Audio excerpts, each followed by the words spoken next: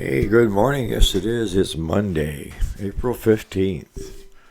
Tax time, right? Hopefully, you got your taxes in or you've got an extension. So, I thought today we'd talk about different ways, and some of you may already be doing it, different ways to have other income streams to your small engine repair business. So, hang tight.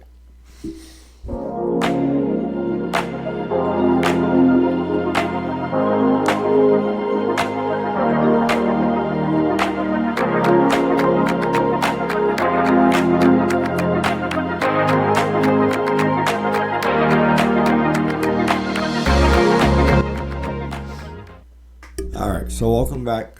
My name is Eric, if you didn't know, and we do the weekday, Monday through Friday, and today is Monday, guys, up and at 'em. The beginning of the work week for most of you. And then we do a video usually on the weekends and throw a couple of repair videos out during the week. Pretty much daily uploads of new content for hopefully most of you that are watching it are getting something from it. But today I want to talk about other revenue streams. And I want to talk about that because we just sold our last used lawnmower. And one of the things that I do is in the off season. You know, they always say the worst time to try to sell a snowblower is right now, right? Coming into spring and summer because you got to store it all winter, right? But for me, this is the time I'm looking because this is the time I can make deals. Because most other people don't want to store it either and wait till fall to try to peddle it. And we also run into those folks that just don't want to deal with other people and are willing to give you a deal on that unit that's not going to be used for some time. The biggest thing you have to approach is one of the things. I'll just tell you how I look at things, and then you guys can kind of decide what you do. The ones that I tend to see that I shy away from are the really old ones, 10 years or older. Not because they're a poorer machine. 20 years ago, they made a better snowblower than they do today. Honestly, as far as I'm concerned. But I try to pick stuff that's 10 years or newer. Now, you have to, what they say, you need to have money in order to make money. And this is my stock market. I turn around and I buy stuff that's out of season or somebody that just went and bought a brand new mower. And a lot of places like Lowe's, Home Depot and all them, they don't take trade-ins. And a lot of your dealers aren't taking trade-ins anymore because it's just hard to sell something that usually ends up being junk in 5-6 years.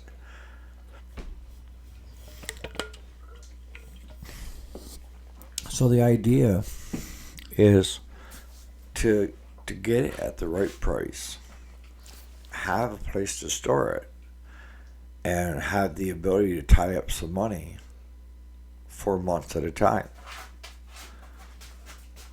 And we sell those units, one of two ways. Either somebody walks in, or I know somebody's looking for something. Somebody will tell me, hey, Eric, if you see something, it's decent, rider, 42-inch deck, for this is where I'm willing to spend. And so I work with those, but I also go to the higher end stuff because I know that there's always that person out there that's looking for quality.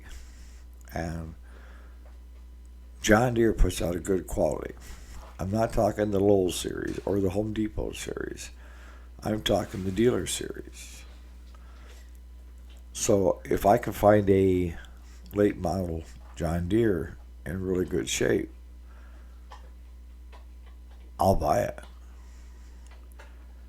Cub Cadets, depending on the model, A lot of times the zero turns or the newer LT series with the reinforced decks. For the right money, I'll buy them.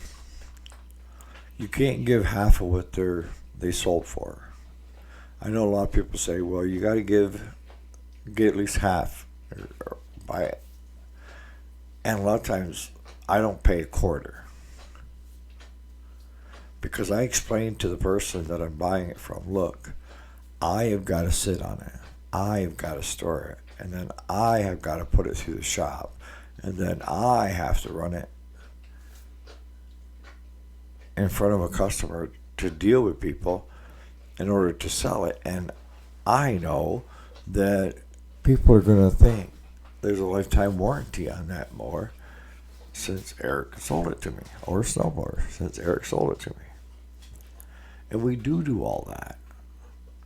And yes, sometimes I get burnt. Something like Amos, you were mentioning something about, where I commented that you could take a pig and put lipstick on it, but it's still a pig. And I've seen some lawnmowers that look pretty, but were just destroyed. And I learned from that. You will learn from that. Because here at our business, we bring them into the shop. We go through them front to back. We also do a complete service on them, unless they're a unit that we've done the service on over the years. Because a lot of the stuff that I buy it for my customers. They're either transitioning towards a new one or a newer one. Or they decided that they're moving to Florida and they don't need the lawnmower. That's where I get a lot of the used equipment that we sell. The more money you invest, the more money you can make. Normally that's true. But again, you have to buy right. You have to know what you're looking at. You have to know what the market is. And like lawnmowers, decent lawnmowers sell pretty quickly for us in the spring because most people are getting their income tax money back. And they're trying to decide whether they can get one more year out of that push mower or that rider. And like I said, we just sold a John Deere 42 inch. It was 10 years old. And it looked just as good. It looked nicer than some of the John Deeres I've had here that are 2 years old. The guy always kept it garage kept. Always washed everything all off after every mowing. I mean, the guy was meticulous. The paint started to peel a little bit on the deck, so he started getting primer, painting the deck, taking his putty knife and taking the chips of paint completely off so he could prime it. The guy took care of it, and you could see that. And the fellow that I sold it to was a customer, and he could see it too. And all he wanted to know is had we gone through it. And I said, yeah, it's all service, ready to go. And he said, it's all I needed to hear. And wrote the check. We loaded it around, and off it went. The things that I stay away from. Weed trimmers, they're a hard sell. Unless you get some of the newer steels, really hard. Because a lot of people don't treat them the way they should be treated. They just use them and then throw them into the corner somewhere. And you're not going to invest a lot of money into them anyways, right? Because for a couple $100, you can buy a new one. But for lawnmowers, I'm anywhere from $500 to $1,000, depending on the machine. Snowblowers, anywhere from $100 to $350, $400 on a unit, depending on the condition, and also depending on who had it. And those are just one way of bringing it in. Yeah, you're tying up your time. You have to figure out your labor because you did a complete service on it. So on a lawnmower, complete service normally costs my customer roughly around $200 with parts. And then you have to figure the time you're going to sit on it for a while. And then if you miss something on that and you sell it to one of your regular customers and they have problems, of course you're going to come good for it. I will. So, I mean, there's a lot of risks involved too. So, the better educated you are, the more informed you are about what stuff goes for and what to look for, the better equipped you are to go out and just start buying. Lastly, you need a place to put this stuff, right? We have a 3-bay garage that is just used for storage. We put all these stuff on vine after we've serviced it. We stick it in one of the outbuildings until the season comes around, and then move it to the 1-bay when I start putting it up for sale. So it still sits undercover, but I can take a customer out there and show them to them. And a lot of times I'll be showing them one and they'll want one of the other ones. And then I also have a couple people friends of mine that I call hoarders, because that technically we are as hoarders, right? If you've got a lot full of used lawnmowers that are broken down and they're not there for repair, you're a hoarder. But these guys will go and pick up lawnmowers, snow blowers, what have you, on the curbside when people are, trying to get rid of them. They'll put them out there for free, not running. And what they do is a lot of times they'll take 2 or 3 units and make one and resell that. Or on a push mower with overhead valves, they may bring it into their little shop and find out that the valves are out of adjustment, adjust the valves and it runs perfect, and throw $50 for a price tag on it and sell it quickly. Same thing with the riders. The only thing as a dealer that you need to be careful of is Frankenstein machines. And we've talked about this. A Frankenstein machine is not the correct deck and not the correct engine and not the correct transmission that came with that unit to start with. It's kind of like the old cars. They're worth more money if they're all numbered, and they all came together. The problem that develops if you start trying to peddle Frankenstein machines is you can no longer go by the model number when you're looking for parts. If you got a Briggs engine, you need a Briggs engine part, yes. The valve cover on the overhead valves, you will see it's stamped in the model number for that engine, so you're covered there.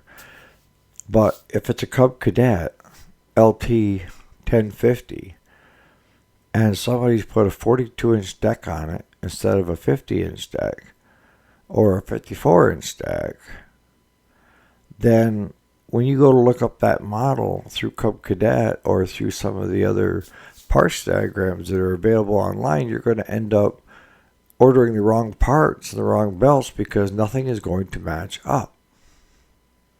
It never does. So those are the things you need to be aware of and you need to stay away from. Now, simply taking a 42-inch Craftsman mower from a few years back and taking a Husqvarna mower about the same age, both 42-inch decks, you can swap those decks. They are the same deck made by AYP.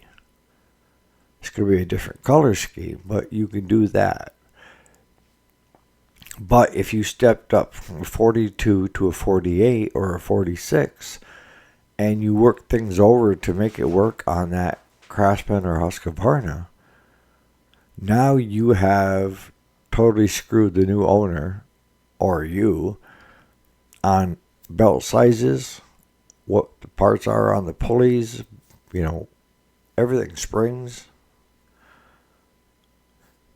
But I will not sell a Frankenstein machine out our shop door. And that's the first thing I start looking is everything original. Who's got it?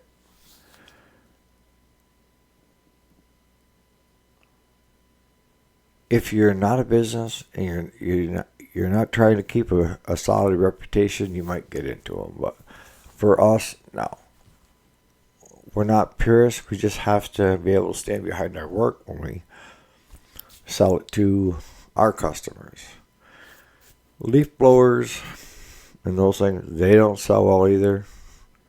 That's another thing. I mean, I go to a spring machinery auction, and if they don't have 50 leaf blowers, in all different phases, and chainsaws, most of the low end, Poulons and all them, and old air and snow blowers, and a lot of times they have a problem trying to get $5 a piece for them. And they'll start selling them in, like the blowers, in 10 per lot, just to get rid of them. Because people just don't buy used. The leaf blowers and the older tillers and stuff. You'll find the unique individual that, is old school and wants it for himself. Yeah, but the good lawnmowers to these auctions, they bring good money. Junk ones that are crappy bring scrap price. So it's a viable way for you as a shop to make a few extra bucks. And I recommend that you bring it through the shop and do a complete service on it. That way you know what you're selling isn't a turd or a pig. And your payback is when you're selling that, because you're going to sell that for $200 more than it's really worth because you just did a service on it. So you bump it up the extra $200, but that customer of mine is willing to pay for it because he knows that if I didn't do that, he's still got to do it, right? And it's still going to cost him additional $200. So it's done. It's ready to go, carefree for the summer for the most part. So that's just one way I'm going to start wrapping it up, that you can bring in extra money by the stuff that you can peddle and resell. Used stuff. Because we don't floor plan. Nope. Nothing to do with it. But we'll make extra money on that. We'll make extra money on the parts that we sell. The service work that we do. And you have to think outside the box. It's getting harder and harder and harder for shops to stay afloat. And if you aren't willing to change with the times, then you're going to be left behind. Or you'll be going backwards to the point of where you can't financially stay doing it, okay? And this year is going to be the year of people looking to try to get their old machine to go by one more year, or they're looking for a good used machine. People don't have the extra disposable income to go out and spend $2,000 on a lawnmower. But $800 to $1,000, ready to go, carefree for the summer, they can. Keep that in mind. On that note, you guys have a great Monday. And we'll catch up with you tomorrow morning. Same time, same place. All right, guys, have a great day.